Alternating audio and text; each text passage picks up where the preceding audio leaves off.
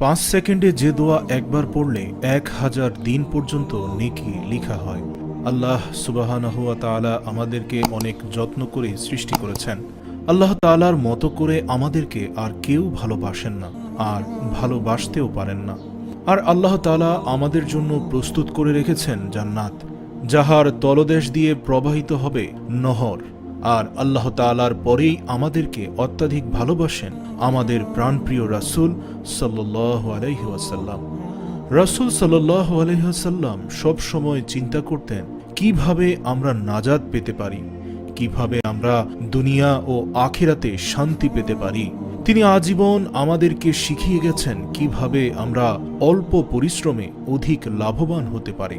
এরই ধারাবাহিকতায় তিনি আমাদেরকে শিখিয়ে গিয়েছেন ছোট্ট একটি আমল, যে আমলটি করার ফজিলত অপরিসীম। আসুন আজ থেকে আমরা চেষ্টা করি ছোট্ট এই আমলটি সব সময় করার, আর অর্জন করি দুনিয়া ও আখিরাতের সফলতা। আলোর পথ। ছোট্ট এই দোয়াটি হল জাযাকাল্লাহু আন্না মুহাম্মাদান ওয়া হুয়া আহলুহু। নবী করিম সাল্লাল্লাহু আলাইহি সাল্লাম ফরমান, যে ব্যক্তি একবার এই দোয়া পাঠ করবে 70 জন ফেরেশতা 100 দিন পর্যন্ত বিরতিহীনভাবে তাহার সওয়াব লিখতে থাকবে। হাদিসটি উদ্ধৃত হয়েছে তাবারানী ও তারগিব তাহরিম হাদিস গ্রন্থ থেকে। আল্লাহ ও তার রাসূল সাল্লাল্লাহু আলাইহি সাল্লামের কাছে সবচেয়ে প্রিয় ওই আমল যা নিয়মিত করা হয়। আয়েশা রাদিয়াল্লাহু থেকে বর্ণিত হযরত মুহাম্মদ সাল্লাল্লাহু আলাইহি সাল্লামকে জিজ্ঞাসা করা হলো, আল্লাহ তাআলার কাছে সবচেয়ে প্রিয় আমল কি? তিনি বললেন, যে আমল নিয়মিত করা হয়, যদিও তা অল্প হোক।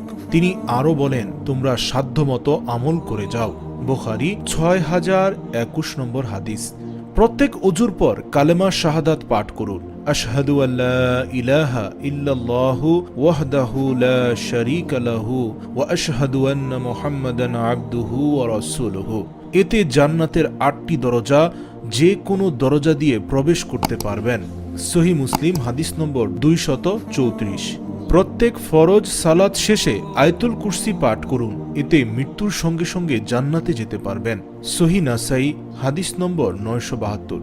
প্রত্যেক ফরজ সালাত শেষে 33 বার সুবহানাল্লাহ, 33 বার আলহামদুলিল্লাহ, 33 বার আল্লাহু আকবার এবং একবার লা ইলাহা ইল্লাল্লাহু ওয়াহদাহু লা শারীকা লাহু লাহুল মুলকু ওয়া লাহুল হামদু ওয়া হুয়া আলা কুল্লি শাইইন কাদির পাঠ করুন। এতে আপনার অতীতের সব পাপ ক্ষমা হয়ে যাবে, সেই সাথে জাহান্নাম থেকেও মুক্তি পেয়ে যাবেন। কেননা দিনে 360 বার এই তাসবিহগুলো পড়লেই জাহান্নাম থেকে মুক্ত রাখা হয়, আর এভাবে 5 ওয়াক্তে 500 বার পড়া হচ্ছে।